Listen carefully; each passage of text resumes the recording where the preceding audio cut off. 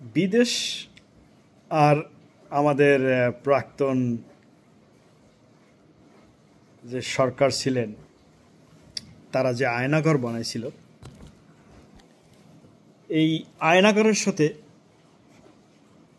আমি kind of বিদেশের তুলনা করতে পারি। লাইক এক্স্যাক্টলি সেম হবে না, তবে কিছু কিছু সাদৃশ্য, লাইক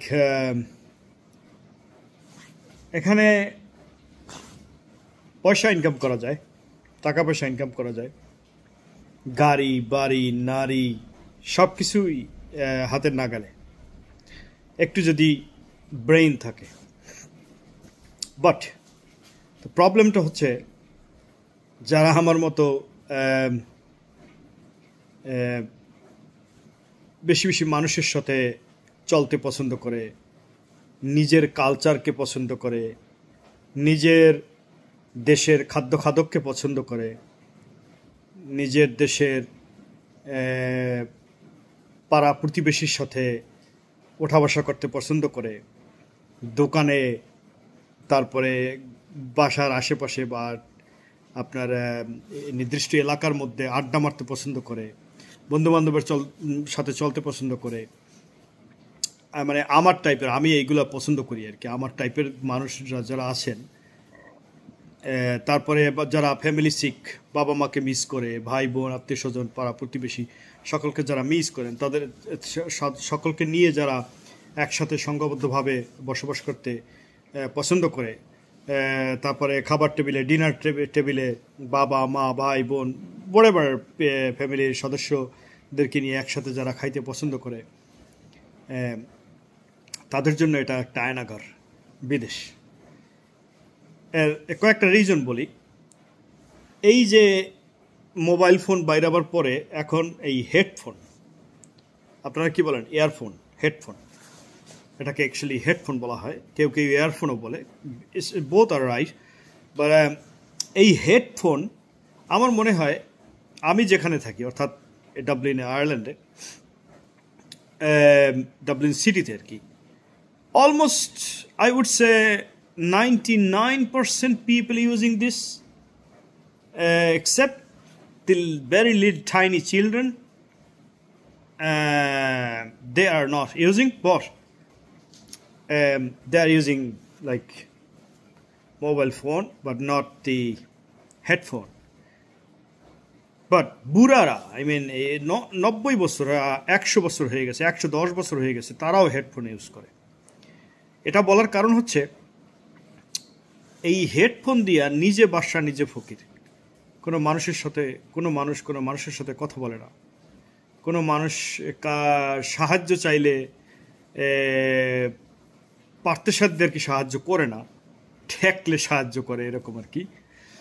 আর সবাইকে সবাই স্ট্রেঞ্জার মনে করে যে এ আমার শত্রু।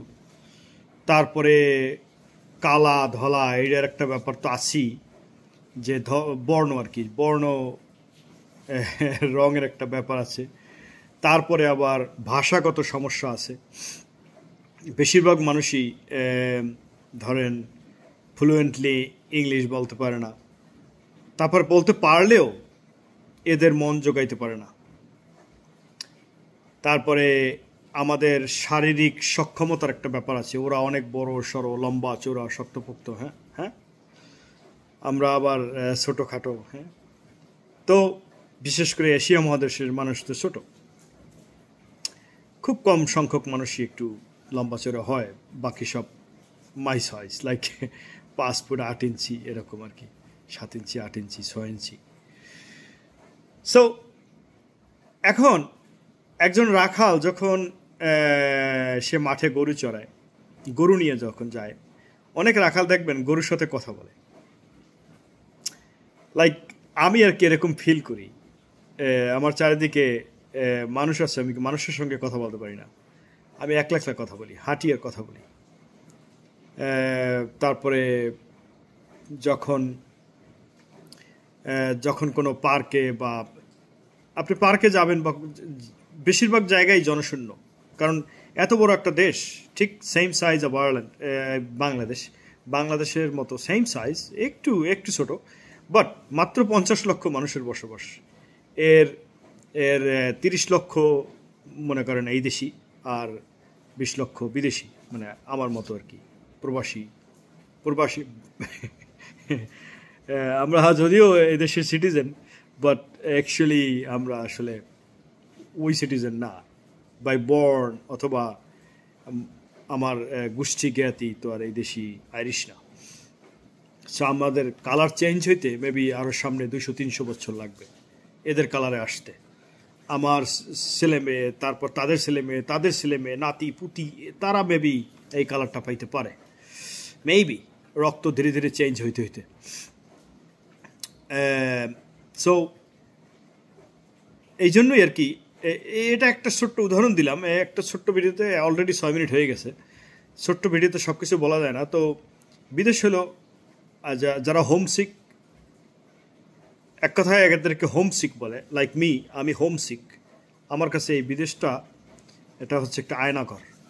বছরে একবার দেশে যাই, একবার গিয়ে 6 সপ্তাহ থাকি, মন ভরে না। মনে হয় 6 মাস থাকতে পারতাম, আর 6 মাস এখানে, তাহলে মোটামুটি মন ভরতো আর কি। কিন্তু সেরকম পরিস্থিতি নাই। আপনি ব্যবসা করেন বা চাকরি করেন, ইটস নট পসিবল। সো ধন্যবাদ সবাইকে। এই একটা ফানি টাইপের কথাবার্তা বলার জন্য আর কি,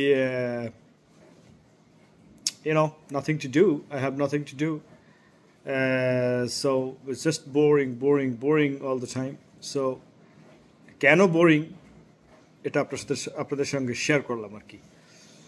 তো অনেক এক্সাইটিং ফিল করেন যারা বিদেশে আসেন না, যা ইউরোপ আমেরিকায় যান না বাংলাদেশি মানুষ, তারা তো মনে করেন যাওয়ার জন্য লক্ষ কোটি টাকা খরচ করতে চান।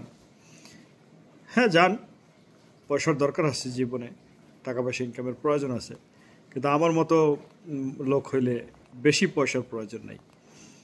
চলতে ফিরতে থাকতে যতটুকু প্রয়োজন, দ্যাটস এনাফ। আমার প্লেনের জেট, প্রাইভেট জেট প্রয়োজন নাই। আমার 20টা বাড়ি, 10টা ফ্যাক্টরি, লঞ্চ, স্টিমার, অমুক সুমুক, এগুলো হেডেক, এরও নির্দার। আপনার যদি আমি মনে করি যে আমার খাইতে কষ্ট না হয়, আমার ফ্যামিলি নিয়ে একজনের দাওয়াত দিলে 1 কেজি মিষ্টি নিয়ে যেন যাইতে পারি, এরকম পরিস্থিতি হইলেই এনাফ। মনের শান্তি সবচেয়ে বড় শান্তি। আর চাহিদাকে যত সবাই বলে থাকে গুণী ব্যক্তিরা, আমি তো সামান্য একজন সাধারণ জনগণ, গুণী ব্যক্তিরা বলে থাকে আপনার চাহিদাকে যত সংকুচিত করে রাখতে পারবেন, আর অল্প কিছুর মধ্যে আপনি যখন হ্যাপি ফিল করবেন, দেন ইউ আর হ্যাপি। ধন্যবাদ সবাইকে। আসসালামু আলাইকুম ওয়া রাহমাতুল্লাহ ওয়া বারাকাতুহু। হ্যাঁ, সবাই সালাম দিবেন। আমাদের বাংলাদেশের ছেলেপান সালাম দেওয়া কাইন্ড অফ ভুলেই গেছে, তারা সালাম দিতেই চায় না, আর সালাম দিলেও তা ঠিকমতো উচ্চারণ হয় না।